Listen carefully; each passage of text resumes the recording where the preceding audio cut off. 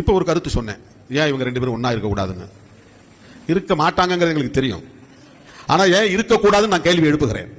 ஏன்னா இந்த பலவீனத்தை பயன்படுத்தி இன்னைக்கு திமுக தனிமைப்படுத்தப்பட்டிருக்கிறது, அதிமுக சிதறிக் கொண்டிருக்கிறது, திராவிட அரசியலின் எதிர்காலம் கேள்விக்குறி ஆகிக் கொண்டிருக்கிறது.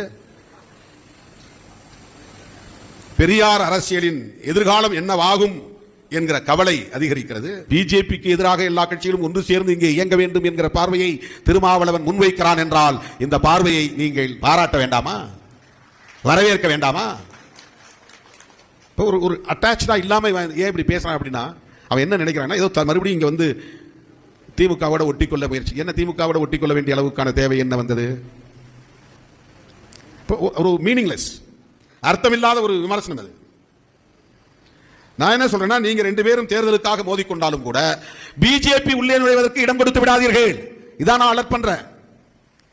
தமிழ்நாட்டு அரசியலில் தவேகாவுக்கு எதிர்நிலையிலே இருப்பது பாஜகவாக இருந்துவிடக் கூடாது, அல்லது அண்ணாமலையாக மாறிவிடக் கூடாது என்பதுதான்.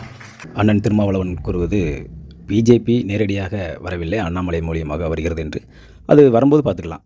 இப்போதைக்கு அண்ணன் வந்து நம்மக்கிட்ட கம்ஃபர்டபுள், அதாவது தமிழக வெற்றி கழகத்தில் ஒரு கம்ஃபர்டபுள் ஜோனாக இல்லை. ஏன்னா திமுகலேயே ரொம்ப நாளாக அவர் பயணித்து பலவிதமான ஒரு வரங்களை பெற்று வாழ்ந்து வருபவர் அல்லவா. அதனால் இப்போ உள்ள சூழ்நிலைக்கு ஏற்ற மாதிரி நமக்கு பதவி அதிகாரம். ஆனால் அவர் சொல்லும்போது அப்படி சொல்ல மாட்டார், நான் அப்படிலாம் இல்லை, அதிகாரத்துக்கு சுகத்துக்குலாம் இல்லைன்னு. எல்லாமே அதுக்கு தான். திமுக தான் உங்களுக்கு கம்ஃபர்டபுள் ஜோன் எல்லா விதத்துலேயும். அதனால் வந்து அப்படி பேசிகிட்டு இருக்காரு. தமிழ்நாட்டில் வந்து 5 சீட்டு இருந்த இடத்துல 1 சீட்டு தான் எல்லாம் அடித்து துவச்சி திம்சம் பண்ணி ஓரம் கட்டிட்டு விட்டுட்டாங்க. இப்போ எப்படி அவங்கள எதுக்கிறதுக்கு ஒன்று சேரணும்? இங்கே பாருங்கள், எங்களுக்கு பிஜேபி வந்து வருது வரல 2வது. இப்படிப்பட்ட திருடனுங்க நாட்டை அழித்து 50 வருஷமாக ஊர் போட்டு எல்லா இடத்துலையும் லஞ்ச லவானியம் மட்டும் இல்லாமல் மக்கள் வந்து வாழ்க்கை தரம் கொஞ்சம் கூட உயராமல், இது போக பாதுகாப்பு இல்லாமல், எந்த துறையிலையும் ஒரு உடம்பு சரியில்லைன்னு போனால் ஒரு மருத்துவத்துறை, இந்த மாதிரி பாதிக்கப்பட்ட இடத்துக்கு நம்ம ஒரு உரிமை கோர மனு கொடுக்க போனால் அனைத்து அரசு அலுவலகங்களும் எந்த மாதிரி சூழ்நிலை இருக்குது? முதல்ல மரியாதை இருந்துச்சா? இப்படிப்பட்டவர்களுக்கு முதன்மை காரணமான கருணாநிதி குடும்பமும் கருணாநிதிக்கு பின் அமைந்த அந்த திமுக அரசு தானே முதன்மையான காரணம். அதனால் வந்து அவங்க கூட சேர்ந்து பிஜேபி எதுக்குன்னு அவசியம் இல்லை. தமிழக வெற்றி கழகம் வந்து தனியாகவே பிஜேபி எதிர்கொள்ளும். அது வரும்போது பார்த்துக்கிறோம். எங்கேயோ பல 1000 கிலோமீட்டருக்கு முன்னால் படம் வருது, ரெடியாக இருங்க சொன்ன மாதிரி பார்த்துக்கலாம். அதுக்குன்னு ஒரு குறிப்பிட்ட தூரம் இருக்குது, அப்போ பார்த்துக்கலாம். ஆனால் சேர்ந்து இந்த திருட்டு பயில கூட சேர்ந்து முள்ளமரி கூட சேர்ந்து எதுக்குன்னு நீங்கள்லாம் சொல்லாதீங்க. வேணும்னா நீங்கள் அவங்க கூட சேர்ந்து எடுத்துக்கோங்க, நாங்கள் தனியாகவே நின்று எடுத்துக்கிறோம். இப்போ உள்ள சூழ்நிலையில் தமிழக வெற்றி கழகத்துக்கு யாரும் தேவையில்லை, உங்களுக்கு தான் நாங்கள் தேவை இருக்குது. மற்ற மத்திய அரசு மத்திய கட்சி பார்ட்டியாக இருந்தாலும் சரி, மத்திய கட்சியாக இருந்தாலும் சரி, மாநில கட்சிகளாக இருந்தாலும் சரி, எங்களுடைய தேவை தான் இருக்குது.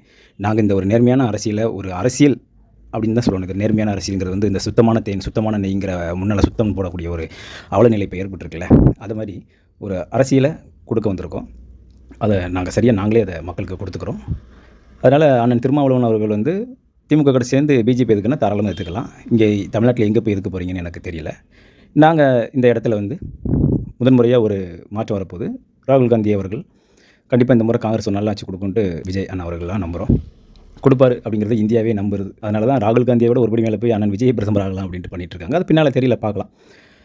இந்த முறை பிரதமர் மோடியும் போன முறை தனிப்பெரும்பான்மை அவங்க பார்ட்டி பாரதிய ஜனதா கட்சி கிடையாது. இந்த முறை அவரும் ஒரு கேண்டிடேட் கிடையாது, அவரோட இறங்குமுகம் தான் இது.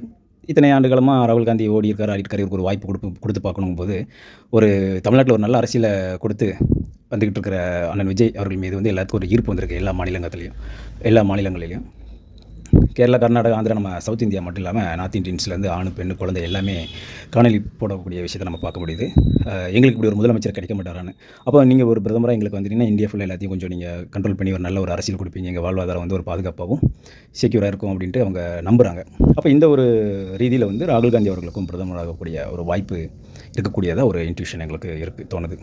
அண்ணன் பிஜேபி எதிர்க்க வேண்டும் என்றால் கண்டிப்பாக நீங்கள் திமுக கூட போய் எதிர்க்கலாம். எங்களுக்கு இந்த வருகின்ற பாராளுமன்ற தேர்தலில் தமிழக வெற்றி கழகத்துக்கு யார் துணையும் தேவையில்லை, எங்களுடைய துணைதான் தேவைதான் உங்களுக்கு இருக்கிறது என்பதை கூறி விடைபெறுகிறேன். நன்றி, வணக்கம்.